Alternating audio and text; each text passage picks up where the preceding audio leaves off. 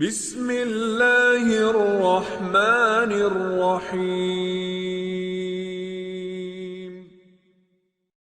حسبي ربي جل الله ما في قلبي غير الله نور محمد صلى الله لا إله إلا الله حسبي ربي جل الله ما في قلبي. بسم اللہ الرحمن الرحیم الحمد للہ رب العالمین وصلی اللہ علی محمد وآلہ الطیبین الطاہرین المعصومین واللعنۃ الدائمۃ علی اعدائہم اجمعین. اما بعد فقد قال اللہ تبارک و تعالی فی کلام المجید وفرقان الحمید وقول الحق. بسم اللہ الرحمن الرحیم. افلا يتدبرون القرآن ولو كان من عند غیر اللہ لوجدوا فیہ اختلافا کثیرا. قرآن کریم میں تدبر کرنا، قرآن کریم کو سمجھنا یہ ہماری ذمہ داری ہے، اور قرآن کریم نے اس بارے میں خود تاکید فرمائی ہے کہ قرآن کو سمجھو. افلا تعقلون افلا یتفکرون. اور پھر اسی طرح سے خود تدبر کا حکم دیا. تو اس سے پتہ چلتا ہے کہ قرآن کریم کو سمجھنا اور قرآن کا فہم حاصل کرنا اور اس میں تدبر کرنا ہماری ذمہ داری ہے. اور قرآن انہی لوگوں کو کی ہدایت کا باعث بنتا ہے کہ جو قرآن میں تدبر کرتے ہیں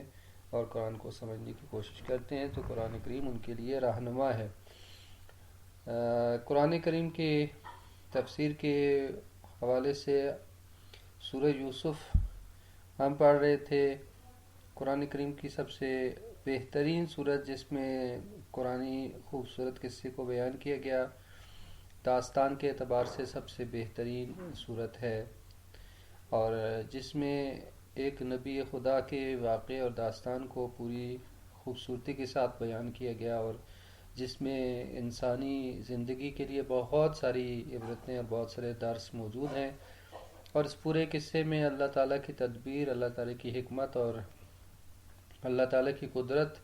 نظر آتی ہے کہ تمام وقائع اور تمام حوادث کے پیچھے اللہ تعالیٰ کی تدبیر کار فرما ہوتی ہے. اس کی مصلحتیں، اس کی حکمتیں وہ بہتر جانتا ہے، اور انسان بعض دفعہ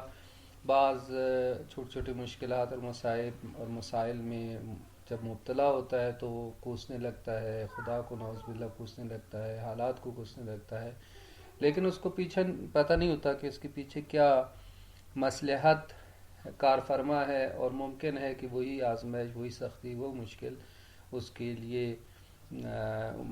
بہتر ہو اور آئندہ کے لیے اس کے لیے مفید ہو. تو یہ قصہ حضرت یوسف سے ہمیں یہ بہت سارے درس ملتے ہیں،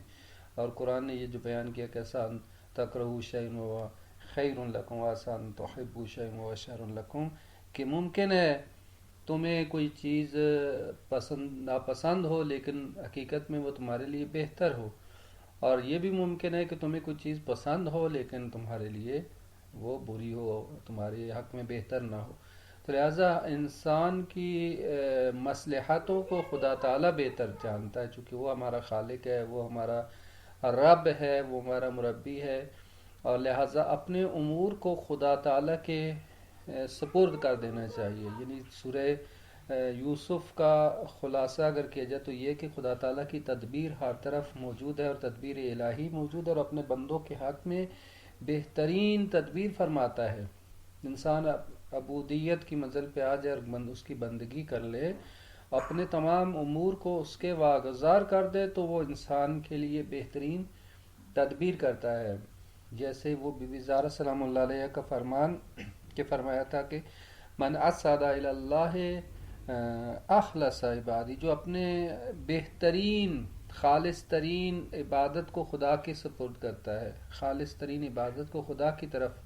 روانہ کرتا ہے، تو وہ احبط اللہ علیہ افضل مصلحتی، اپنی مصلحت میں سے سب سے افضل اور سب سے بہترین مصلحت اس کے لیے جو ہے وہ اللہ تعالیٰ نازل فرماتا ہے. تو بس انسان اگر اپنے آپ کو عبد خدا بنا لے، عبودیت کی منزل پہ آ جائے، اور اپنے تمام امور کو خدا کے واگزار کر دے اور اس کے سپرد کر دے تو اس کے لیے بہترین جو ہے وہ برنا مریضی کرتا ہے، بہترین اس کی زندگی کے لیے جو ہے مصلحتیں ایجاد کرتا ہے،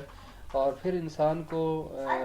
کسی معاملے میں غم اور غصہ کرنے کی ضرورت نہیں ہے، پریشانی کی ضرورت نہیں ہے۔ اگر کہیں آزمائش آ گئی، سختی آ گئی، مشکلات آ گئی، تب بھی خدا تعالیٰ کے اوپر وہ توکل کرے کہ وہ جس نے اس مشکل میں اسے ڈالا ہے تو وہی نکالنے والا ہے۔ تو یہ حضرت یوسف علیہ السلام کے قصے سے یہ چیز ہمیں بڑی اچھے انداز سے ملتی ہے اور نظر آتی ہے۔ اب آیت نمبر 58 میں آپ دیکھیں اللہ تعالیٰ فرما رہا ہے وَجَاءَ إِخْوَةُ يُوسُفَ فَدَخَلُوا عَلَيْهِ فَعَرَفَهُمْ وَهُمْ لَهُ مُنْكِرُونَ کہ اور آئے یوسف کے بھائی، وَجَاءَ إِخْوَةُ يُوسُف اور یوسف کے بھائی آئے، فَدَخَلُوا عَلَيْهِ پس اس پر وہ داخل ہوئے، یعنی یوسف علیہ السلام کے پاس حاضر ہوئے، فَعَرَفَهُمْ پس اس نے انہیں پہچان لیا، وَهُمْ لَهُ مُنْكِرُونَ در حالی کہ وہ اس کو نہ پہچانتے تھے، یعنی وہ اس سے نہ آشنا تھے، اس کی پہچان نہیں رکھتے تھے۔ اب یہاں پہ توجہ فرمائیں کہ حضرت یوسف علیہ السلام کو ان بھائیوں نے اس انداز سے حقارت سے نکالا گھر سے، اور کس طرح سے گھسیٹا، گھسیٹ کے مارا، پھر کنویں میں ڈال دیا، پھر چند درموں کے عوض بیچ دیا، یہ ساری چیزیں وہ روا۔ لیکن ایک مرحلہ ایسا آیا کہ یہی حضرت یوسف کے بھائی محتاج ہو کر حضرت یوسف کے در پہ آ رہے ہیں، اور چونکہ وہ گزشتہ ہفتے گزر چکا کہ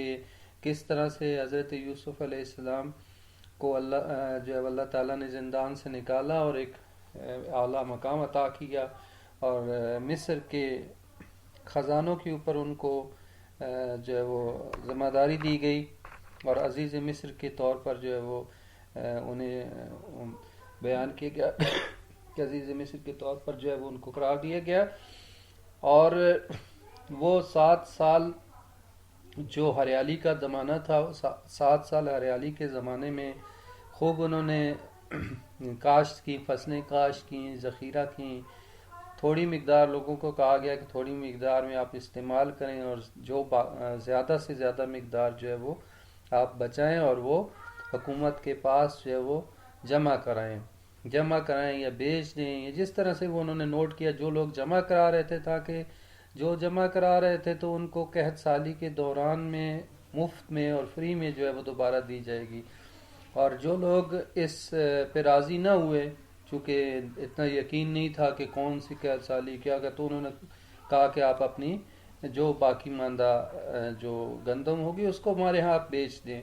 تو حضرت یوسف نے بڑی تدبیر کے ساتھ کیا کہ جب جنہوں نے بیچا تھا پھر ان کو قحط سالی کے دوران کہا کہ آپ تم نے جو بیچا تھا تو آپ خریدنا پڑے گا، جنہوں نے فری میں جمع کرائی تھی امانت کے طور پر تو ان کو فری میں دی گئی۔ بڑی عادلانہ انداز سے اور بڑے ہی جو ہے وہ مصلحت کے ساتھ اور بڑی ہی خوبصورت تدبیر کے ساتھ حضرت یوسف نے اس کو ہینڈل کیا، اور بڑے بڑے جو ہے انہوں نے بنا لیے جگہیں کہ جہاں پہ جو ہے وہ ذخیرہ کی گئی گندم، اور خوشیوں کے ساتھ گندم کو ذخیرہ کیا گیا تاکہ خراب نہ ہو 7 سال کے عرصے میں، اور اس طرح سے بڑے پلاننگ کی گئی کہ اس 7 سال ہریالی کے زمانے میں زیادہ سے زیادہ ذخیرہ جمع کیا جائے، تاکہ آئندہ جب 7 سال قحط سالی ہوگی اور خشک سالی ہوگی تو یہ آئندہ کے 7 سالوں میں یہ گندم ہمارے لیے کام آ جائے، نہ فقط پورے مصر کی ضرورت کو پوری کرے بلکہ مصر کے اطراف جہاں جہاں بھی قحط سالی ہوگی، مصر کے اطراف کے فلسطین اور دیگر جگہوں پہ ان لوگوں کو بھی، چونکہ باہر سے بھی لوگ آئیں گے تو ان کی بھی ضرورت کو پورا کرے۔ یہ تمام وہ تدبیر تھی جو حضرت یوسف علیہ السلام کو اللہ تعالیٰ نے سکھائی، نہ فقط خواب کی تعبیر سکھائی تھی بلکہ تدبیر بھی سکھائی تھی کہ کیسے جو ہے وہ اس چیز کو آپ نے مینج کرنا ہے۔ تو اب وہ دوسرے 7 سال شروع ہو گئے، یعنی 7 سال ہریالی کے ختم ہو گئے، دوسرے 7 سال شروع ہو گئے کہ جب قحط سالی شروع ہو گئی۔ اب قحط سالی میں جو ہے وہ مصر کے لوگوں کے لیے تو گندم ہے، مصر کے کیونکہ اتنی قحط سالی تھی کہ بالکل کوئی فصل نہیں اگتی تھی، بالکل ویران ہو گئے، لوگوں کے کھیت ویران ہو گئے، بنجر ہو گئے، بالکل کچھ نہیں اگ رہا۔ آخر کار لوگ محتاج ہوئے کہ حکومت کی طرف آئیں. اب جن لوگوں نے فری میں اپنی اضافی گندم جمع کرائی تھی تو ان کو تو فری میں مل رہی تھی، جنہوں نے بیچی تھی تو ان کو اسی قیمت کے بدلے میں جو ہے وہ دی جا رہی تھی. اور اسی طرح سے باہر سے بھی، مصر کے باہر سے لوگ آ رہے تھے. اب جو مصر کے باہر سے لوگ آتے تھے تو ان کی شناخت کے لیے پہلے ان کی لسٹیں دی جاتی تھیں حضرت یوسف کے ہاتھ میں. جو ہی حضرت یوسف کے ہاتھ میں اپنے بھائیوں کی لسٹ آئی جس میں انہوں نے دیکھا کہ ان کے بھائیوں کے نام لکھے ہوئے تو فوراً پہچان گئے کہ یہ میرے بھائی ہیں، فلسطین سے آئے تھے، کنعان سے آئے تھے. تو وہ حضرت یوسف علیہ السلام کے بھائی 10 بھائی آئے. ایک جو حضرت یوسف کے اپنے سگے بھائی تھے وہ ساتھ اس وقت نہیں لے کے آئے تھے. تو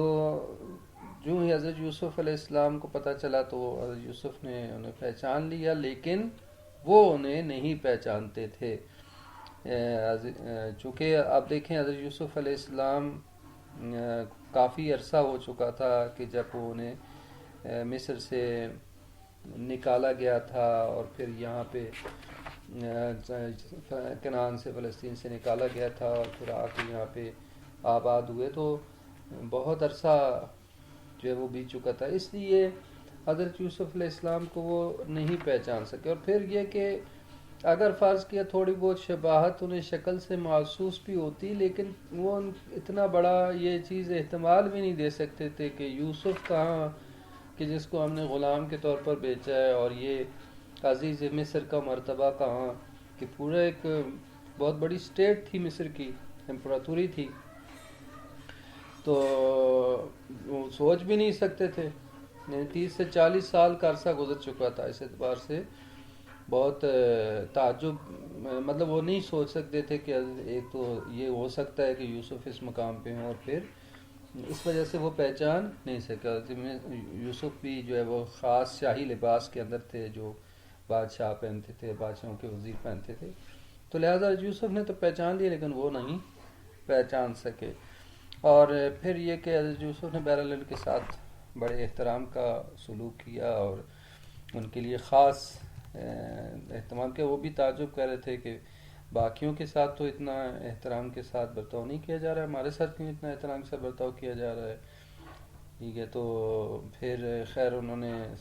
ساری ان سے باتیں نکلوائیں، بہت ساری چیزیں. انہوں نے کہا ہمارا ایک بوڑھا باپ بھی ہے، ایک اور بھائی بھی ہے. حضرت یوسف نے جاتے ہوئے ان کے جب ان کے جو ہے وہ ہر ایک اونٹ جو ہے وہ جو لے کے آئے تھے، اور جس کے اوپر ہر اونٹ کا ایک سام جو ہے نا اناج ڈالا جاتا تھا اونٹ کے وزن کے برابر، یعنی جتنا اونٹ اٹھا سکتا ہے. تو ایک تو یہ کہ 2 اونٹ اناج اضافی بھی دیا کہ اپنے باپ اور بھائی کے لیے، اور ساتھ ساتھ جو ہے وہ ان کے سامان کے اندر، اس اناج کے اندر ان کے سکے جو کہ انہوں نے لائے تھے اناج کے عوض میں، وہ سکے بھی رکھ دیے، واپس بھیج دیے. تو اگلی آیت اس چیز کو بیان کر رہی ہے کہ وَلَمَّا جَهَّزَهُمْ بِجِهَازِهِمْ قَالَ ائْتُونِي بِأَخٍ لَكُم مِّنْ أَبِيكُمْ. اور جب یوسف نے ان کے لیے سامان تیار کر چکے یوسف، تو کہنے یعنی ان کے لیے جب اناج وغیرہ تیار ہو گیا اور ان کی اونٹوں پہ سامان باندھ دیا گیا، تو یوسف نے انہیں یہ کہا کہ اگلی دفعہ تم اپنے بھائی کو لے کے آنا. ایتونی بیاخ لکم من ابیکم، کہ باپ کی طرف سے اپنے اس بھائی کو لے کے آنا جو تمہارا سوتیلا بھائی ہے. یعنی جو کہ باتوں باتوں میں انہوں نے حضرت یوسف سے باتیں کی تھیں، اور اس طرح سے بھی تاکہ یہ نہ شو کریں کہ مجھے کیسے پتہ چلا تمہارے بھائی کے بارے میں. لہٰذا وہ باتوں سے نکلاتے کہ ہمارا ایک چھوٹا بھائی بھی ہے، ایک بوڑھا باپ ہے، یہ ساری چیزیں. تو وہ بوڑھے باپ جو ہے وہ اس کو نہیں آنے دیتا. تو لہٰذا اس انداز سے فرما رہے ہیں کہ بِأَخٍ لَكُم مِّنْ أَبِيكُمْ، یعنی اپنے باپ سے اجازت لیتے ہوئے اس اپنے چھوٹے بھائی کو بھی ساتھ لے کے آنا اگلی دفعہ. أَلَا تَرَوْنَ أَنِّي أُوفِي الْكَيْلَ، کیا تم یہ نہیں دیکھتے کہ میں کتنا پورا ناپتا ہوں، یعنی پورے پیمانہ دیتا ہوں، ذرا بھی کوئی کمی نہیں کرتا. انی او فل کیلا، یعنی کیل وزن کے پیمانے کو کہتے ہیں، ناپ کوئی وزن کا خاص پیمانہ، اس کیل کو میں پر کر کے دیتا ہوں، کمی نہیں کرتا۔ وانا خیر المنزلین، اور میں بہترین مہمان نواز ہوں۔ منزل یعنی نازل ہونے کی جگہ یا ایسی جگہ جہاں پہ انسان رکتا ہے، ٹھہرتا ہے، لیکن یہاں پہ مراد مہمان نواز ہے۔ وانا خیر المنزلین، اور میں بہترین مہمان نواز ہوں۔ یعنی حضرت یوسف نے ان کی مہمان نوازی بھی کی، اور ساتھ ساتھ یہ کہ ان کو جو ہے وہ ان کے غلے کو، ان کے کیل یا ان کے پیمانوں کو بھر بھر کے دیا، یعنی صحیح طرح سے ان کو گندم جو ہے وہ ان کے اونٹ میں لاد کے اور بہترین جو ہے وہ پر پیمانے پر کر کے دیے۔ تو لہٰذا فرمایا کہ اگلی دفعہ تم نے آنا ہے اور اپنے بھائی کو بھی ساتھ لے کے آنا ہے، اور ساتھ ان کو مزید توجہ دلانے کے لیے اور رغبت دلانے کے لیے حضرت یوسف نے جو ہے وہ ان کے جو رقم انہوں نے دی تھی وہ بھی ان کے جو ہے وہ سامان میں واپس رکھ دی، لیکن ساتھ ساتھ ان کو تھوڑی ایک طرح سے دھمکی بھی دی کہ ایسا نہ ہو کہ یہ نہ لے کے آئیں۔ لہذا اگلی آیت میں یہ ارشاد فرمایا فَإِن لَمْ تَأْتُونِ بِهِ فَلَا كَيْلَ لَكُمْ عِندِي وَلَا تَقْرَبُونَ، اور یہ کہا کہ پس اگر تم اسے نہیں لے کے آئے، یعنی اپنے اس بھائی کو جو تم چھوڑ رہے ہو اس بھائی کو نہیں لے کے آئے اگلی دفعہ، تو پھر تمہارے لیے کوئی پیمانہ نہیں ہوگا، تمہیں کوئی غلہ نہیں ملے گا۔ فلا کیل لکم، تمہارے لیے کوئی پیمانہ نہیں، یعنی تمہیں کوئی غلہ نہیں ملے گا اندی میرے پاس، ولا تقربون، اور نہ ہی میرے نزدیک آنا، ٹھیک ہے۔ یعنی یہ جو میں تمہیں قرابت دکھائی ہے، تمہیں مہمانی کی ہے تمہارے، تو آئندہ اگر اپنے اس چھوٹے بھائی کو نہیں لے کے، وہ بھی تعجب البتہ کر رہے تھے کہ یہ کیا وجہ ہے کہ کیوں اتنی تاکید کر رہے ہیں کہ اپنے بھائی کو لے کے آنا، لیکن بہرحال ان کی سوچ اس طرف جا ہی نہیں رہی تھی کہ ہو بھی سکتا ہے کہ یہ خود یوسف ہوں اور وہ جو جس کو یہ بلانا چاہ رہے ہیں ان کے سگے بھائی ہیں، ٹھیک ہے۔ تو لہٰذا ان کی سوچ اس چیز کا توجہ تھی ہی نہیں، لیکن بہرحال انہیں تعجب ہوا، لیکن کچھ انہوں نے کہا نہیں، اور کچھ سمجھ بھی نہیں آ رہی تھی کہ کیا وجہ ہے کہ کیوں اتنی تاکید کی جا رہی ہے کہ اپنے چھوٹے بھائی کو ساتھ ضرور لے کے آنا۔ تو لہٰذا فرمایا کہ ایک تو یہ کہ دیکھو میں نے تمہیں اچھی طرح سے گندم دی ہے، پیمانے بھر کے دیے ہیں، ساتھ جو ہے وہ میں نے تمہاری مہمان نوازی کی ہے، لیکن اگر تم اس بھائی کو نہ لے کے آئے تو اگلی دفعہ نہ تمہارے لیے کوئی گندم ہوگی، غلہ ملے گا، اور نہ ہی تمہیں جو ہے وہ کوئی میرے نزدیک آنے کی جرت ہوگی۔ پھر اگلی آیت میں فرمایا قالوا سنراود عنہ اباہ وإنا لفاعلون، اور انہوں نے یہ کہا کہ سنراودو،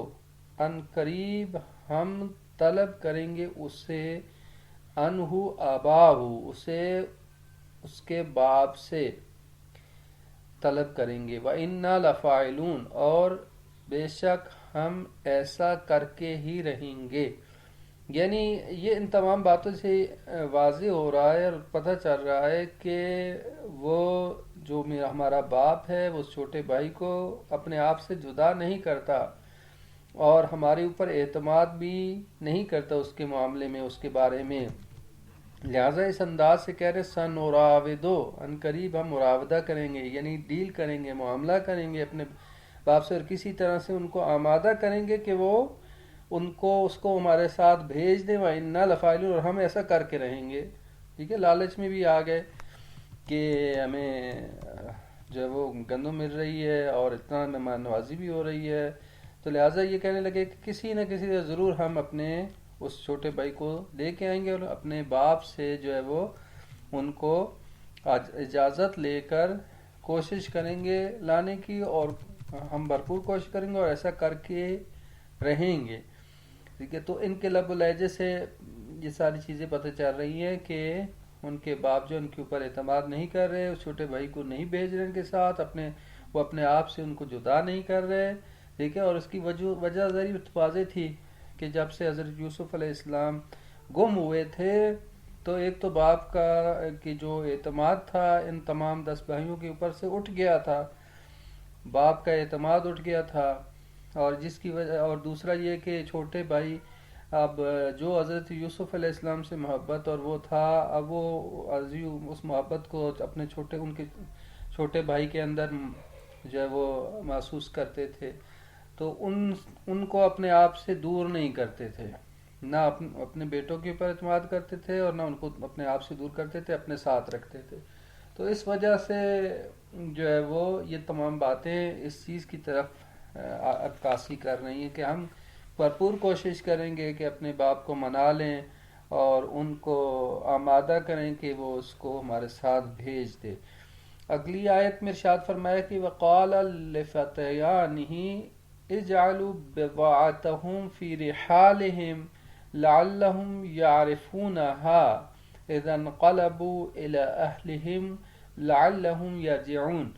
اور کہا یوسف نے اپنے جوانوں سے، یعنی خدمت گزار جو تھے، لفتیانہ، فتح جوان کو کہتے ہیں،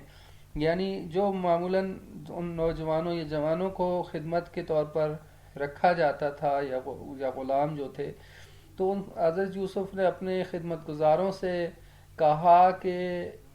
اجعلوا بضاعتهم فی رحالہم، ان کے بضاعہ کو، یعنی ان کی جو پونجی ہے، جو وہ اس مال اناج کے بدلے میں انہوں نے جو کچھ چیزیں دی تھیں، سکے دیے تھے یا جو بھی چیزیں اس زمانے میں دی جاتی تھیں، تو اس تمام ان کے بضاعہ کو، یعنی ان کی جمع پونجی کو رکھ دو فی رحالہم، ان کے سامان کے اندر، ان کے رحل کے اندر، یعنی ان اونٹ کے اوپر جو سامان وغیرہ باندھا اس کے اندر رکھ دو. لعلہم یعرفونہا، تاکہ شاید کہ وہ اسے پہچان لیں، اور اذا انقلبوا الی اہلہم، جب وہ اپنے گھر والوں کی طرف لوٹیں، جب وہ اپنے گھر والوں کے پاس پہنچیں گے، جب لوٹیں تو اسے پہچان لیں کہ یہ جو جمع پونجی یہ تو ہماری ہی ہے، یہ ہمیں لوٹا دی گئی ہے. لعلہم یرجعون، تاکہ یا شاید کہ وہ واپس پلٹ آئیں. یہ تمام حربہ اس لیے تھا کہ ان کو دوبارہ آنے کے لیے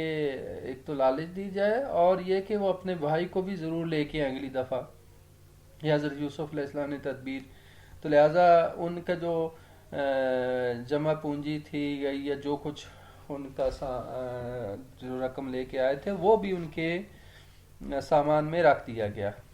تاکہ یہ دوبارہ واپس لوٹ کے آئیں. تو بس بضاعہ کا لفظی معنی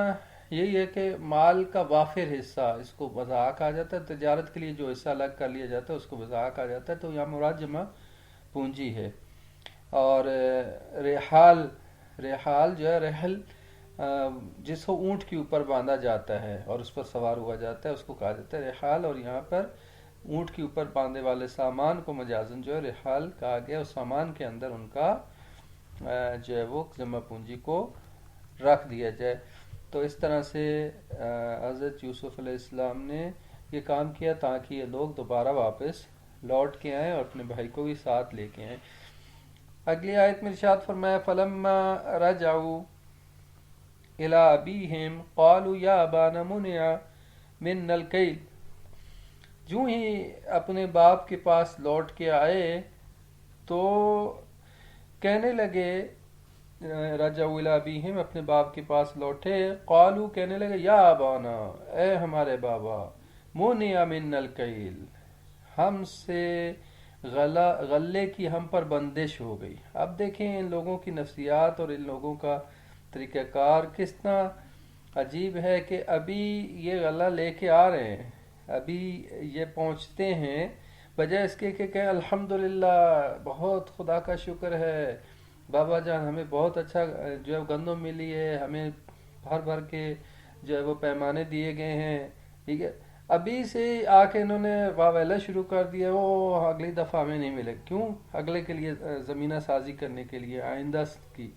تو یعنی یہ فوراً آ کے بجائے اس کے کہ یہ کہ الحمدللہ ہمیں بڑا غلہ ملا ہے، بڑے یہ ناشکرے لوگ تھے نا،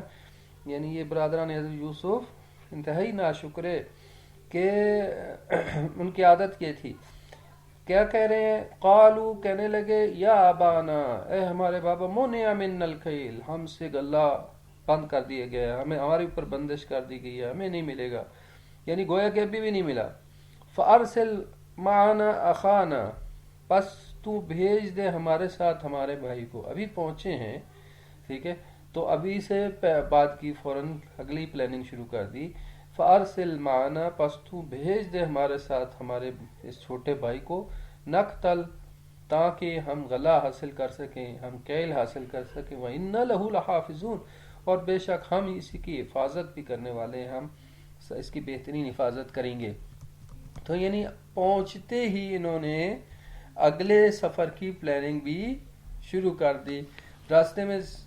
یعنی یہ آپس میں مشورہ کرتے کرتے آئے کہ کس طریقے سے باپ کو منوائیں، کس طرح سے، تو لہٰذا فوراً انہوں نے مضمون پہلے ہی باندھا ہوا تھا،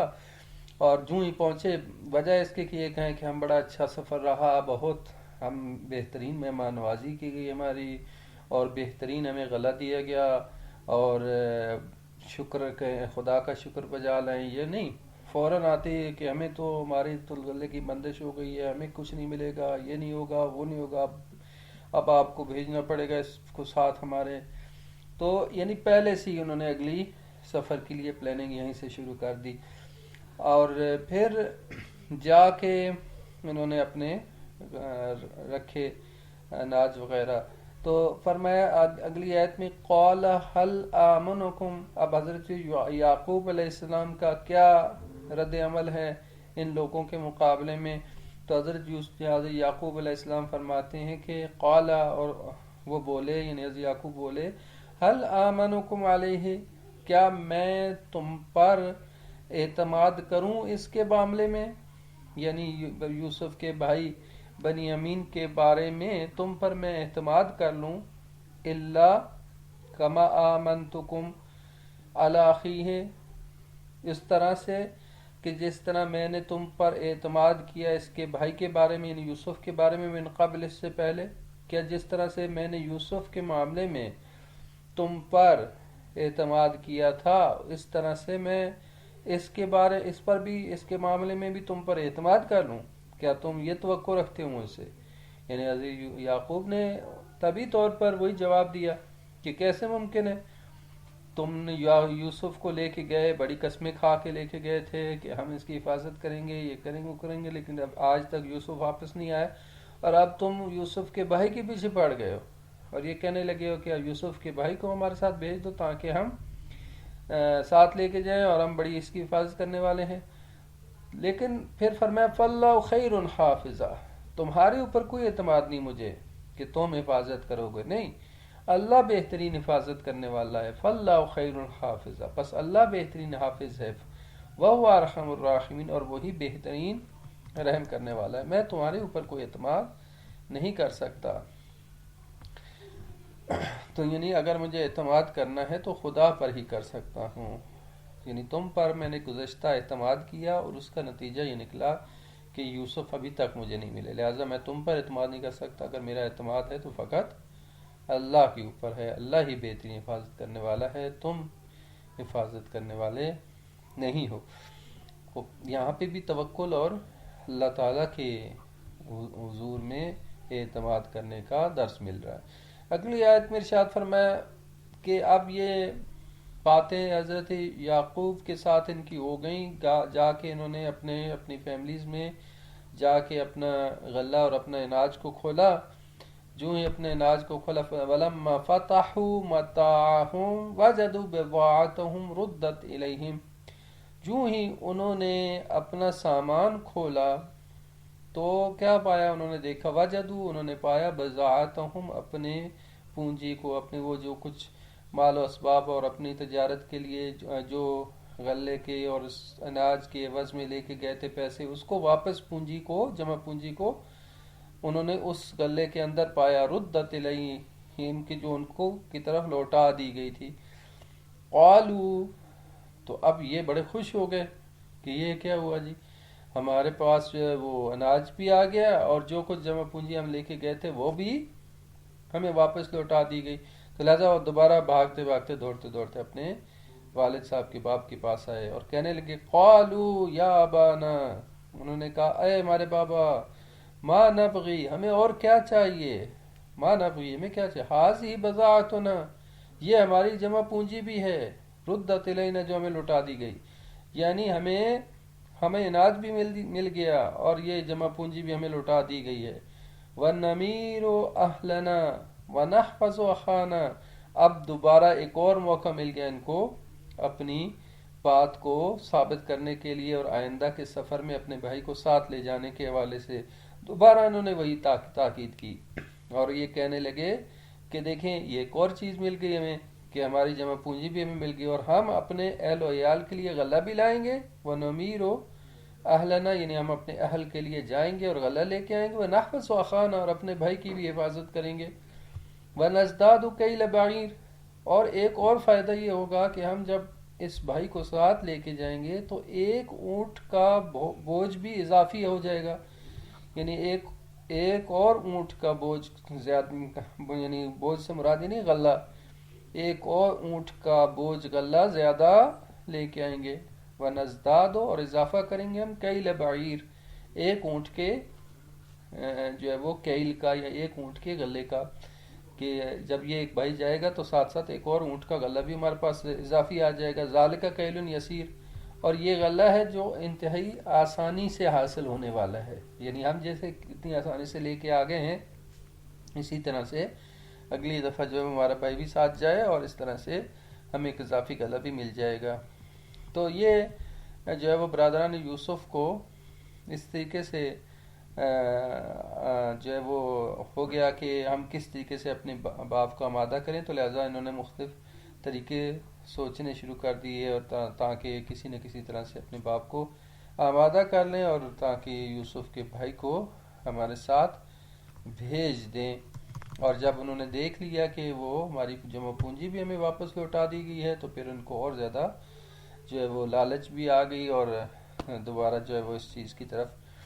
ایک موقع بھی مل گیا اپنے باپ کو آمادہ کرنے کے لیے. اگلی آیت میں ارشاد فرمایا کہ قال لن ارسلہ معکم. ابھی تک حضرت یعقوب اس بات پہ ڈٹے ہوئے ہیں. فرمایا کہ ہرگز میں تمہارے ساتھ اسے نہیں بھیجوں گا. لن ارسلہ معکم ہرگز میں تمہارے ساتھ اس کو نہیں بھیجوں گا. البتہ حتی توتون موثقا من اللہ مگر یہ کہ تم اللہ کے ساتھ پختہ عہد کرو. موثقا من اللہ اللہ کی طرف سے ایک پختہ پیمان لے کے آؤ میرے سامنے اور پختہ عہد کرو. لَتَأْتُنَّنِي بِهِ کہ ضرور بے ضرور تم اسے واپس لوٹاؤ گے. إِلَّا أَن يُحَاطَ بِكُمْ مگر یہ کہ تمہیں کسی چیز نے کسی مشکل یا کسی اور چیز نے احاطہ کر لیا گھیر لیا مگر یہ کہ کوئی مشکل تمہیں گھیر لے. فَلَمَّا آتَوْهُ مَوْثِقَهُمْ پس جب انہوں نے اپنا عہد دے دیا یا اپنے وعدہ پختہ عہد لے آئے اور پختہ وعدہ دے دیا انہوں نے. قال اللہ ہو علی ما نقول وکیل تو جب وہ پختہ عہد دے دیا تو یعقوب نے کیا کہا. یعقوب نے کہا قال یعنی یعقوب نے کہا اللہ علی ما نقول وکیل کہ اللہ اس بات پر ضامن ہے جو ہم کہہ رہے ہیں. اللہ ضامن ہے اللہ وکیل ہے اللہ کارساز ہے. علی ما نقول جس پر جو بات ہم کر رہے ہیں جو بات ہم کہہ رہے ہیں اس پر اللہ تعالی وکیل اور ضامن ہے. تو پس برادران یوسف نے عہد و پیمان باندھا ایک پختہ عہد اور اس دفعہ حضرت یعقوب نے یوسف کے بھائی کو ان کے حوالے نہیں کیا اور یہ کہہ دیا تھا پہلے کہ میں تم پر کوئی اعتماد نہیں رکھتا. ہاں اللہ تعالیٰ بہترین محافظ اور بہترین حفاظت کرنے والا. لہٰذا میں تمہارے اوپر تو کوئی اعتماد نہیں رکھتا لیکن یہ کہ اللہ کے اوپر میرا اعتماد ہے. اور اب حضرت یعقوب کے پاس کوئی بہانہ نہیں تھا یوسف کے بھائی کو رکھنے کے لیے لہٰذا بھیجا لیکن اللہ پر توکل کیا اور کہا کہ تم اللہ کی طرف سے ایک پختہ عہد میرے ساتھ باندھو کہ واپس لوٹاؤ گے مگر یہ کہ کوئی ایسی آفت آ جاتی ہے کوئی ناگہانی خدائی آفت آ جاتی ہے کوئی مشکل میں گھر جاتے ہو وہ الگ مسئلہ ہے لیکن یہ کہ تم جو ہے وہ اپنی طرف سے کوئی کوتاہی نہیں کرو گے. اور پختہ عہد اور پیمان کے بعد جو ہے وہ انہوں نے اللہ تعالیٰ کی حاضر ناظر جانتے ہوئے یہ کہا کہ یہ تم میرے ساتھ عہد پیمان باندھ رہے ہو، اللہ تعالیٰ اس بات پر ضامن ہے اور گواہ ہے کہ تم نے پختہ عہد میرے ساتھ باندھا ہے کہ اپنے بھائی کو حفاظت کرو گے اور لے کے آؤ گے۔ وہ اگلی آیت میں ارشاد فرمایا وقال یا بنی لا تدخلوا من باب واحد۔ اب یہ دوبارہ سے سفر کے لیے روانہ ہوئے تو حضرت یعقوب نے انہیں چند وصیتیں کیں اپنے ایک باپ ہونے کے عنوان سے، خطرات جو احتمالی خطرات تھے ان سے نپٹنے کے حوالے سے، کیونکہ حضرت جو ہے وہ یعقوب کو یہ اندازہ آئیڈیا ہو گیا کہ کیا وجہ ہے کہ بادشاہ نے یا عزیز مصر نے ان کے ساتھ اتنا نرمی سے برتاؤ کیا ہے، ان کی جمع پونجی کو واپس لوٹا دیا ہے، کیوں اتنی زیادہ تاکید کی کہ بھائی کو لے کے آئیں۔ لہٰذا یہ بہت کچھ ایسی باتیں تھیں کہ جس کی وجہ سے حضرت یعقوب تھوڑا پریشان ہو گئے کہ ایسا نہ ہو کہ کوئی خاص مسئلہ درپیش ہو اور کسی معاملے میں یہ الجھ نہ جائیں۔ لہٰذا ایک وصیت کی کہ تم ایک ساتھ ایک دروازے سے داخل نہ ہونا۔ مصر کے چند دروازے تھے، تو پرانے زمانوں میں جو شہر ہوتے تھے بڑے، اور خصوصاً جو دارالخلافہ تھا تو اس کے ارد گرد دیوار بنائی جاتی تھی اور پھر دروازے بنائے جاتے تھے، تو چند ایک دروازے تھے، تو کہا گیا کہ تم ایک دروازے سے اکٹھے داخل نہ ہونا، لا تدخلوا من باب واحد، ایک دروازے سے داخل نہ ہونا، وادخلوا من ابواب متفرقہ، اور مختلف دروازوں سے تم الگ الگ ہو کے داخل ہونا۔ تاکہ کس لیے؟ تاکہ پہچانے نہ جاؤ، اگر ایک ہی دروازے سے یہ اب 11 بھائی جا رہے ہیں تو 11 کے 11 بھائی اگر ایک دروازے سے جمع داخل ہوں گے تو فوراً شناخت ہو جائے گی کہ یہ یوسف کے بھائی ہیں اور جو ہے وہ مصر سے کنعان سے آئے ہیں،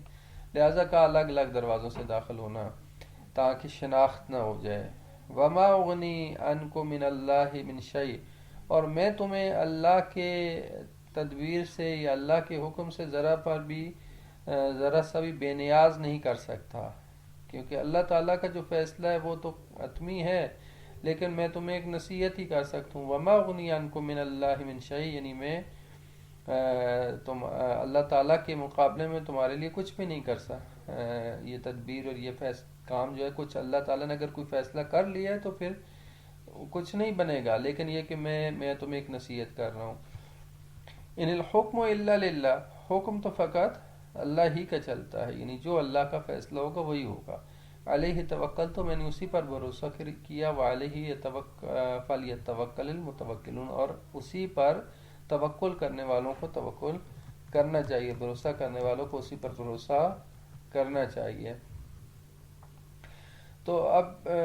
یہ حضرت یعقوب نے اس خطرے کے احساس کی وجہ سے یہ تدبیر سوچی کہ اس حالت میں شہر میں داخل نہ ہو کہ سب کی نظریں ان پر جذب ہو جائیں اور اکٹھے داخل ہونے سے پتہ چل جائے گا کہ یہی افراد ہیں، لہٰذا اگر کوئی بادشاہ کی طرف سے خاص حکم ان کے لیے دیا گیا ہے تو نظروں میں نہ آئے، لہٰذا متفرق دروازوں سے داخل ہونے کے بارے میں کہا، لیکن ساتھ یہ بھی کہا کہ اگر اللہ تعالیٰ کی خاص تدبیر ہے اور اللہ کی خاص مصلحت ہے تو پھر میری یہ تدبیر تمہیں کسی کام نہیں آئے گی، میری تدبیر اس وقت مؤثر ہوگی جب اللہ چاہے۔ لہٰذا یہی بات ایک ہمارے لیے بھی ایک یہاں پہ درس ہے کہ ہمیں تدبیر اپنی طرف سے کرنی چاہیے، لیکن تدبیر کبھی بھی مستقل نہیں ہوتی، مؤثر نہیں ہوتی کہ ضروری ہے کہ وہ تدبیر ہماری کار پر، کیونکہ اللہ تعالیٰ کی تدبیر تمام تدابیر کے اوپر حاوی ہوتی ہے۔ تو خدا تعالیٰ کا حتمی جو فیصلہ ہوتا ہے وہ اٹل ہوتا ہے اور وہی خدا بہتر جانتا ہے۔ ہاں انسان اپنی طرف سے تدبیر ضرور کرتا ہے، جیسے یعقوب نے بتایا ان کو ایک تدبیر کے اس انداز سے جانا، لیکن اب اللہ تعالیٰ کو کچھ اور ہی منظور تھا، لہٰذا حضرت یوسف نے اپنے افراد کو آمادہ رکھا ہوا تھا کہ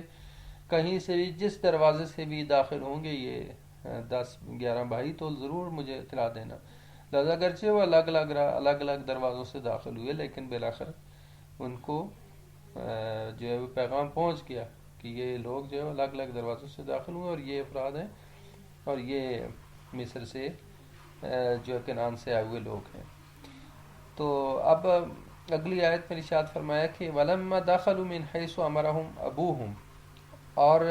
جب وہ داخل ہوئے مصر کے دروازوں سے، مختلف دروازوں سے، جس طرح کہ ان کے بھائی، ان کے والد نے انہیں حکم دیا تھا، حیث امرہم ابوہم، جس طرح سے ان کے والد نے ان کو حکم دیا تھا، اس طرح سے مصر کے مختلف دروازوں سے داخل ہوئے۔ ما کان یغنی عنہم من اللہ من شیء، کوئی چیز انہیں تو کوئی اللہ انہیں اللہ سے بچانے والا نہ تھا، یعنی اللہ کی تدبیر سے بچانے والا تھا، اللہ کی خاص تدبیر تھی، اللہ چاہتا تھا ایک نتیجے تک کام کو پہنچانا چاہتا تھا، لہذا وہ اگرچہ جدا جدا راستوں سے داخل ہوئے، دروازوں سے داخل ہوئے، لیکن اللہ کی تدبیر کے سامنے کوئی چیز انہیں بچانے والے نہیں تھی۔ ما کان یغنی عنہ من اللہ من شیء، یعنی اللہ کی تدبیر کے مقابلے میں انہیں کچھ نہ کوئی بھی بچانے والا نہ تھا، الا حاجتن فی نفس یعقوب قضاها، مگر یہ کہ یعقوب کے دل میں خواہش تھی کہ جسے انہوں نے پورا کر دیا۔ حضرت یعقوب نے یہ کہا تھا کہ اس طرح سے الگ الگ دروازوں سے داخل ہونا، اور وہ الگ الگ دروازوں سے داخل ہو گئے اس باپ کے کہنے کے مطابق، لیکن یہ کام یا یہ تدبیر انہیں کسی کو فائدہ ان کو حاصل نہ ہوا کہ ان کو کہ وہ پہچانے نہ جائیں، بلکہ پہچان لیا گیا انہیں۔ وَإِنَّهُ لَذُو عِلْمٍ لِمَا عَلَّمْنَاهُ، حضرت یعقوب کے بارے میں فرمایا کہ یہ یعقوب کی خواہش تھی کہ جسے انہوں نے انجام دیا، اور یعقوب یقیناً صاحب علم تھے، لما علمناہ، اس لیے کہ ہم نے انہیں تعلیم دی تھی، یعنی اللہ تعالیٰ فرما رہا ہے کہ حضرت یعقوب صاحب علم تھے اور ہم نے انہیں تعلیم دی تھی، ہم نے انہیں تعلیم دی تھی، ولیکن اکثر الناس لا یعلمون، لیکن اکثر لوگ نہیں جانتے۔ اب اس میں حضرت یعقوب علیہ السلام کی بھی تعریف کی کہ حضرت یعقوب علیہ السلام مختلف قرائن اور شواہد سے یہ جان چکے تھے کہ اللہ تعالیٰ کی کچھ اور ہی حکمت ہے اور ہی مرضی ہے، اور خدا کچھ اور ہی چاہ رہا ہے، لہذا ایک تدبیر بھی ان کو بتائی الگ الگ سے راستوں سے داخل ہونا، اور ساتھ یہ بھی بتا دیا کہ میں یا میری تدبیر جو میں اللہ تعالیٰ کا جو حتمی فیصلہ ہے اور خدا کا جو حکم ہے اور خدا کی تدبیر ہے اس سے نہیں بچا سکتی۔ لہذا یعقوب کو یہ آئیڈیا تھا، یہ اندازہ تھا کہ اللہ تعالیٰ کی خاص کوئی تدبیر کار فرما ہے، لیکن پھر بھی انہوں نے کہا کہ جو ہے وہ جیسے یہاں پہ بیان فرمایا کہ الا حاجۃ فی نفس یعقوب، کہ یعقوب کے دل میں خواہش تھی کہ جس کو انہوں نے پورا کر دیا، لیکن اس تدبیر کو سے ان کو کوئی فائدہ نہ ہوا، اور اللہ تعالیٰ کی تدبیر بالآخر اس پر حاوی ہو گئی، اور انہیں شناخت کر لیا گیا اور انہیں پہچان لیا گیا، لیکن جو ہی مصر کے مختلف دروازوں سے داخل ہوئے۔ اب دوبارہ اگلی آیت میں یہی ارشاد فرمایا کہ وَلَمَّا دَخَلُوا عَلَى يُوسُفَ آوَى إِلَيْهِ أَخَاهُ، اب جو ہی یہ پہچان لیے گئے تو اب یوسف نے دوبارہ ان کو بلا لیا اپنے پاس۔ وَلَمَّا دَخَلُوا عَلَى يُوسُفَ، جب یوسف کے پاس یہ داخل ہوئے، پہنچے، تو حضرت یوسف نے ان سب کے لیے الگ الگ کھانے کے میز لگوائے، اور جو اپنا بھائی تھے ان کو اپنے نزدیک کر لیا۔ آوا الیہ اخاہ، اپنے بھائی کو اپنے پاس جگہ دی، یا اپنے بھائی کو اپنے قریب کر لیا، اپنے پاس بٹھا لیا۔ اور یہ بیان کیا گیا ہے کہ جب یہ سب کھانا ان کے سامنے رکھا گیا تو انہیں کہا گیا کہ تم سب جو ہے وہ ہر ایک اپنے مادری بھائی کے ساتھ جو ہے وہ بیٹھے، کیونکہ مختلف ان کی مائیں تھیں، والد تو ایک ہی یعقوب تھے لیکن مختلف مائیں تھیں، تو کہا کہ ہر ایک اپنے اپنی مادری بھائی کے ساتھ بیٹھے۔ تو اس طرح سے اب سب بیٹھے اپنے اپنے مادری بھائی کے ساتھ، لیکن اگر یہ بنیامین کا تو کوئی مادری بھائی نہیں تھا بظاہر وہاں پہ، تو لہٰذا بنیامین کو اپنے پاس کہا کہ تم میرے ساتھ بیٹھو گے۔ ابھی بھی ان کو کوئی شک نہیں ہوا کہ کیا وجہ ہے کہ یا یوسف جو ہے وہ ان کو اپنے پاس بٹھا رہے ہیں، الگ سے بٹھا رہے ہیں۔ تو اس طرح سے کھانا تناول شروع ہوا، تو یا یوسف نے چپکے سے اپنے بھائی کے کان میں کہا قال انی انا اخوک، اس نے کہا میں تمہارا بھائی ہوں۔ یعنی حضرت یوسف نے اپنے بھائی کو بنیامین کو بتا دیا کہ میں تمہارا بھائی ہوں. فلا تبتئس، بس آپ غم نہ کریں، بما کانوا یعملون، اس پر جو ان سب نے انجام دیا، جو وہ انہوں نے سختیاں کی، جو انہوں نے کام کیے ہیں، ان سب کے اوپر آپ ملال نہ کریں اور آپ غم نہ کریں، میں تمہارا بھائی ہوں. تو حضرت حضرت یوسف نے اپنے بھائی کے ساتھ خلوت کی اور ان کو الگ سے بتا دیا، اس طرح سے کہ وہ ان کے بھائی ہیں، حقیقی بھائی ہیں ان کے. اور بہرحال یہ بھی بہت ہی تعجب والی بات تھی بنیامین کے لیے کہ کیسے بہرخر انہوں نے ان کو کہا کہ ابھی تک آپ اپنے پر ضبط رکھیں، کنٹرول رکھیں اور ان کے سامنے جو ہے وہ اظہار نہ کریں، تاکہ ابھی تک بھی ان کو خبر نہ ہو. ابھی تک نہیں بتانا چاہتے تھے حضرت یوسف علیہ السلام کہ میں ان کا بھائی ہوں، کیونکہ وہ چاہتے تھے کہ یہ کسی طرح سے یہ لوگ نادم ہوں، پشیمان ہوں اور اپنے گناہوں پر توبہ کریں، پشیمانی ہو. ایسا نہ ہو کہ یہ پشیمان، یعنی حضرت یوسف علیہ السلام یعنی کتنے رحم دل تھے، باوجود اس کے کہ ان کے ساتھ انہوں نے اتنی جو ہے وہ ظلم کیا، ان کے ساتھ اتنا زیادہ سختیاں کی، ان کو کنویں میں ڈالا، ان کو مارا پیٹا، ان کو جو ہے وہ ایک غلام بنا کے بیچ دیا. اس کے باوجود وہ ان کا دل صاف تھا، وہ کدورت نہیں تھی، ان کے خلاف کوئی بغض نہیں تھا، اور ان کو سچ کے دل سے معاف بھی کر دیا اور چاہتے تھے خدا بھی انہیں معاف کر دے. یہ ایک اعلیٰ ظرف انسان کے علامت ہے. یعقوب حضرت یوسف علیہ السلام جیسے عظیم نبی خدا کا یہ اعلیٰ ظرف تھا، ٹھیک ہے. اور یہ اس طرح کا کی جو بخشش ہے وہ ہمارے رسول خدا سے بھی ہے کہ جب رسول خدا نے فتح مکہ کے موقع پہ عام معافی کا اعلان کیا ان افراد کے لیے کہ جنہوں نے ظلم کیا تھا، زیادتیاں کی تھیں، ان کے لیے عام معافی کا اعلان کیا، تو اس وقت یہ کہا تھا کہ آج میں تمہارے لیے معافی کا اعلان کرتا ہوں اس طرح سے جس طرح کہ میرے بھائی یوسف نے جو ہے وہ معافی کا اعلان کیا تھا، اور آج کے دن تمہارے لیے کوئی جو ہے وہ انتقام نہیں ہوگا جس طرح کہ یوسف نے جو ہے وہ معافی کا اعلان کیا. تو یہ اعلیٰ ظرفی کی علامت ہے کہ جب آپ اپنے دشمن کے اوپر یا اپنے مخالف کے اوپر مسلط ہو جاتے ہیں اور اس پر غلبہ پا لیں کہ آپ ان سے انتقام لے سکتے ہیں اور انتقام نہ لیں، تو یہ آپ کے اعلیٰ ظرف کی بات ہے. پھر اگلی آیت میں ارشاد فرمایا فَلَمَّا جَهَّزَهُم بِجَهَازِهِمْ جَعَلَ السِّقَایَةَ فِي رَحْلِ أَخِیهِ. اب اگلی تدبیر جو حضرت یوسف نے یہ کی کہ جب یہ لوگ دوبارہ سے سامان سفر ان کا تیار کر لیا گیا تو کیا کیا، تو یوسف نے رکھ دیا السقایتا، پیالہ، وہ سونے کا بڑا قیمتی سا خاص پیالہ تھا، فی رحل اخیہ، اپنے بھائی کے سامان میں رکھ لیا. یعنی یوسف کے جو بھائی تھے بنیامین، ان کے سامان میں وہ بادشاہ کے سونے کا پیالہ جو ہے وہ اس میں رکھ دیا. اذن مؤذن، یہاں تک کہ وہ جو ہی نکلے، شہر سے نکلے باہر کی طرف، تو پیچھے سے جو ہے وہ افراد بھاگتے بھاگتے آئے، گھوڑوں پر آئے، اور انہوں نے آواز دی، پکارنے والے نے پکارا ایتھا العیر، اے قافلے والو، انکم لسارقون، بے شک تم چور ہو، تم نے چوری کی ہے. اب یہ تعجب کریں، انہوں نے رک کے انہوں نے تعجب کیا. قالو، انہوں نے کہا، اگلی آیتیں، قالو، انہوں نے کہا، وقبلو، اور متوجہ ہوئے، یعنی آگے چل رہے تھے، چلتے ہوئے واپس پلٹ کے ان پیچھے آنے والے افراد کی طرف دیکھا. قالو، انہوں نے کہا، وقبلو، اور ان کی طرف متوجہ ہوئے اور بولے،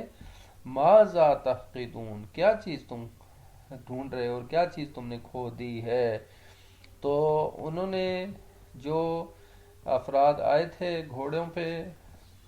اور آ کے آوازیں دی تھی، انہوں نے کہا، نفقد صواع الملک، ہم بادشاہ کے پیالے کو ہم نے کھویا ہے، ہم نے بادشاہ کا پیالہ کھو دیا ہے، اور ہمیں شک ہے کہ آپ کے قافلے والوں نے چوری کیا ہے. اور یہ بھی کہنے لگے، وَلِمَنْ جَاءَ بِهِ حِمْلُ بَعِيرٍ وَأَنَا بِهِ زَعِيمٌ، اور جو بھی اس کا پیالے کو پیش کر دے گا تو یہ لے کے آئے گا تو اس کے لیے ایک بار شتر انعام کے طور پر دیے گئے. حمل بعیر یعنی ایک اونٹ کا جو ہے وہ سامان اس کو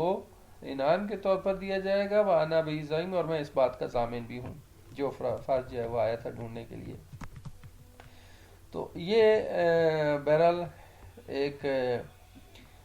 تدبیر تھی جو حضرت یوسف علیہ السلام نے لڑائی تھی تاکہ اپنے بھائی کو اپنے پاس رکھ سکیں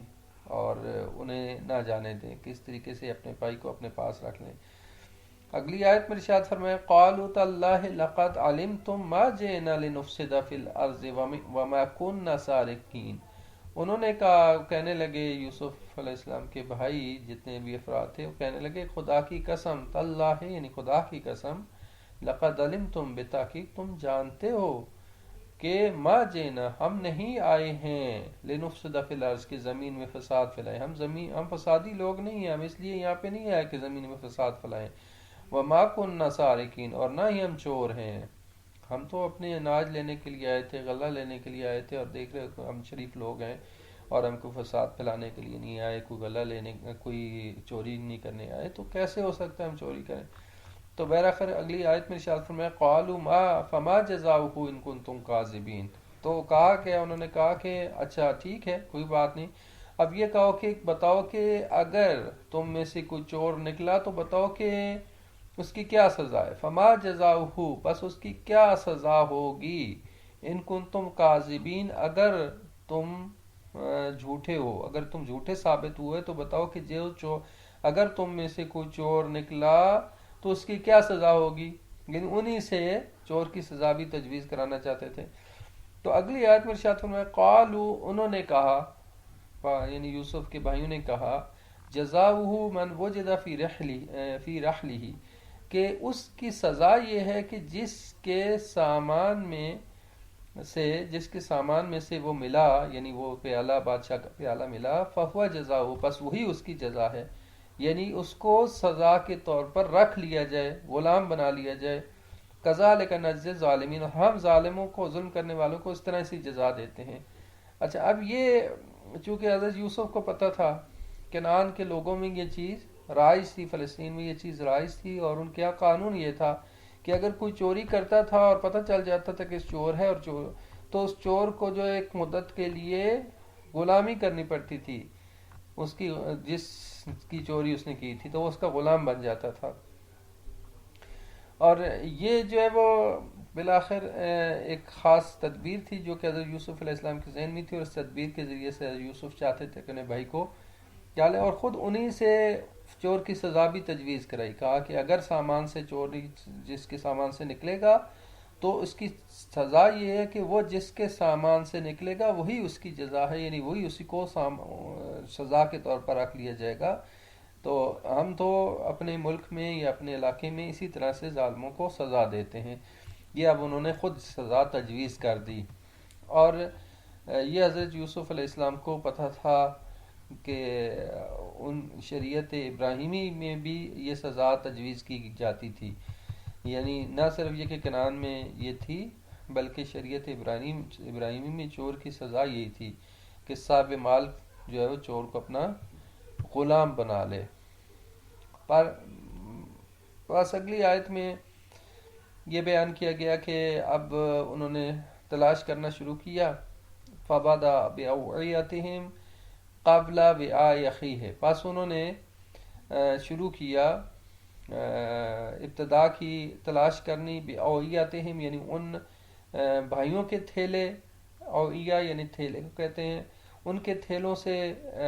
جو ہے وہ ابتدا کی تاکہ انہیں شک نہ ہو. پہلے ان کے تھیلوں کی چھان بین کی گئی. قبل وعاء اخیہ اپنے بھائی کے تھیلے کو شناخت کرنے سے بنی. حضرت یوسف خود اس کا مطلب ہے یہاں پہ تشریف لائے اور خود آ کے تلاشی شروع کی. تو پس اس نے ابتدا کی اپنے بھائیوں دوسرے کے ان کے تھیلوں سے اپنے بھائی کے تھیلے کو تلاش کرنے سے پہلے. ثم استخرجها من وعاء اخیہ پھر اس پیالے کو نکال لیا اپنے بھائی کے تھیلے سے. تلاش کرتے کرتے اپنے بھائی کے تھیلے سے اس پیالے کو نکالا. کذالک کدنا لیوسف اس طرح سے یوسف کو ہم نے تدبیر بتائی. یعنی اللہ تعالیٰ فرما رہا ہے اس طرح سے ہم نے یوسف کے لیے تدبیر کی، یعنی ہم نے یوسف کو یہ تدبیر سکھلائی. وما کان لیاخذ اخاہ فی دین الملک، کہ حضرت یوسف فرمایا کہ یوسف جو ہے وہ اپنے یہاں مصر کا جو حکومت تھی اور مصر کا قانون تھا، شاہی قانون کے مطابق، دین الملک یعنی شاہی قانون کے مطابق، یعنی مصر کے قانون کے مطابق اپنے بھائی کو اپنے پاس نہیں رکھ سکتے تھے. یعنی ان کے لیے کوئی اور طریقہ کار نہیں تھا کہ اس طرح سے ہم نے یوسف کے لیے تدبیر کی، ورنہ وہ شاہی قانون یا مصر کے قانون کے تحت اپنے بھائی کو نہیں لے سکتے تھے. الا ان یشاء اللہ، مگر یہ کہ اللہ تعالیٰ چاہتا، یعنی اللہ تعالیٰ کوئی اور راستہ یا تدبیر نکال لیتا.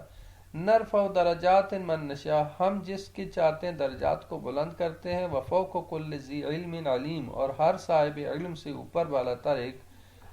جو ہے وہ علیم ذات ہے، یعنی خدا تعالیٰ کی ذات ہے. تو اس طرح سے اللہ تعالیٰ نے تدبیر سکھلائی حضرت یوسف علیہ السلام کو کہ اپنے بھائی کو اپنے پاس رکھ سکے. اچھا، یہ ساری آپس میں آیات مربوط ہیں اور آسان بھی ہیں، اور لہذا ایک دو آیات اور پڑھتے ہیں. وقالوا ان یسرق فقد سرق اخ له من قبل، اب جو ہی انہوں نے دیکھا کہ یوسف کے بھائی کے سامان سے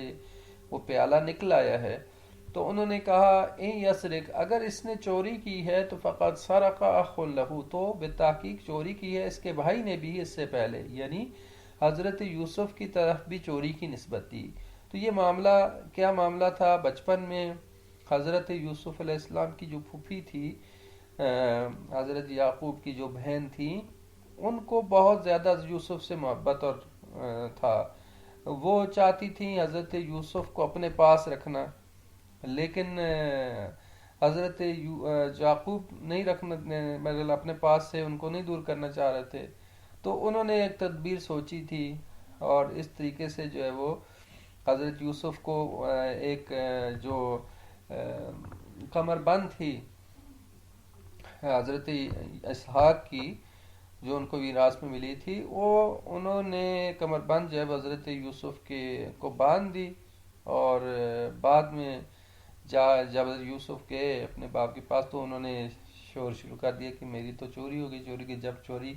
جب دیکھا گیا کیا چوری ہو گئی، کہا بتایا کہ کمر بند چوری ہو گئی، حضرت اسحاق کی بڑی خاص کمر بند تھی. تو پھر جا کے جب دیکھا گیا، ادھر ادھر تلاش کیا گیا، اور جب دیکھا یوسف کی نے باندھی ہوئی تھی، تو پھر اس بہانے سے کہ حضرت یوسف نے میری کمر بند کو چوری کیا ہے، لہذا اس بہانے سے یوسف کو اپنے پاس لے آئیں کچھ مدت کے لیے. تو یہ خیر انہوں نے ایک تدبیر سوچی تھی اپنے پاس رکھنے کے لیے حضرت یوسف کو. تو لیکن ان بھائیوں کو ابھی تک وہی تھا کہ یوسف نے چوری کی. حالانکہ بعد میں انہوں نے شو کر دیا تھا کہ یوسف نے چوری نہیں کی، میں نے خود باندھی ہے ان کو اپنے پاس رکھنے کے لیے. لیکن یہ بھائی ابھی بھی اس ملامت کر رہے ہیں یوسف کو، کہ کہہ رہے ہیں کہ اگر اس بھائی نے چوری کی ہے تو یوسف نے بھی، یعنی اس کے بھائی نے بھی اس سے پہلے چوری کی تھی. ٹھیک ہے، یہ دونوں چوری موروثی چور ہیں، یعنی گویا کہ یعنی اس انداز سے انہوں نے ابھی تک بھی حضرت یوسف کی مذمت کر رہے ہیں، اور کہہ رہے ہیں کہ اگر اس نے چوری کی ہے تو یوسف نے بھی اس سے پہلے چوری کی تھی. فَأَسَرَّهُ يُوسُفُ فِي نَفْسِهِ، لیکن یوسف نے اس بات کو اپنے دل میں چھپا لیا، ظاہر نہیں کیا. ٹھیک ہے، بہت برا محسوس کیا یوسف نے کہ یہ لوگ ابھی تک بھی اپنی اس پرانی ڈگر پہ اڑے ہوئے ہیں، اور ابھی تک ان کے دلوں میں ایسی قدورت ہے کہ یوسف کے خلاف یہ ایسی بات کر رہے ہیں. لہذا لیکن حضرت یوسف نے اظہار نہیں کیا، وَلَمْ يُبْدِهَا، اور اس کو ظاہر نہیں کیا ان کے لیے. قَالَ أَنْتُمْ شَرٌّ مَكَانًا، لیکن یہ کہا کہ تم بدترین جگہ پہ ہو، یعنی یہ کہ تم دل کے بدترین ہو، تم اپنے نفس کے اعتبار سے بدترین ہو، تم نے اپنے آپ کو ابھی تک چینج نہیں کیا. یعنی گویا حضرت یوسف نے یہ کہا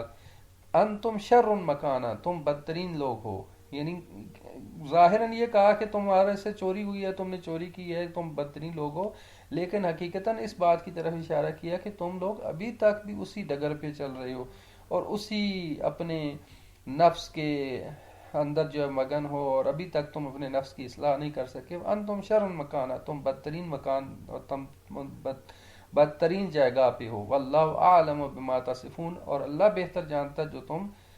توصیف کر رہے ہو اور جو تم بیان کر رہے ہو. یعنی تم نے میری طرف چوری کی جو نسبت دی ہے، اللہ تعالیٰ جانتا ہے کہ یہ بات درست نہیں ہے۔ تو بہرحال اگلی آیات انشاءاللہ نیکسٹ جو ہے وہ ہم بیان کریں گے، چونکہ یہاں پہ وقت نہیں ہے گنجائش، اور مسلسل انہی آیات کا تذکرہ چل رہا ہے، اور ایک بہترین واقعہ اور بہترین جو قصہ ہے جس میں اللہ تعالیٰ ہمیں سکھلا رہا ہے، بتا رہا ہے کہ کس طریقے سے اللہ تعالیٰ جو اپنی تدبیر بیان کرتا ہے، اور انسان کو چاہیے کہ اللہ تعالیٰ کی تدبیر کے اوپر راضی ہو اور اللہ تعالیٰ کے اوپر توکل کرے۔ اللہ پر توکل کے نتیجے میں انسان کے لیے کامیابی ہے، اور اللہ تعالیٰ بہترین کارساز ہے۔ اللہ تعالیٰ ہم سب کو قرآن کریم کی آیات کو سمجھنے اور ان سے درس عبرت حاصل کرنے کی توفیق عطا فرمائے، دنیا اور آخرت کی سعادت عطا فرمائے، ہمیں اس ذات کے اوپر توکل کرنے، اس کے اوپر بھروسہ کرنے کی توفیق عطا فرمائے، اور ہمیں دنیا اور آخرت کی سعادت سے بہرہ مند فرمائے۔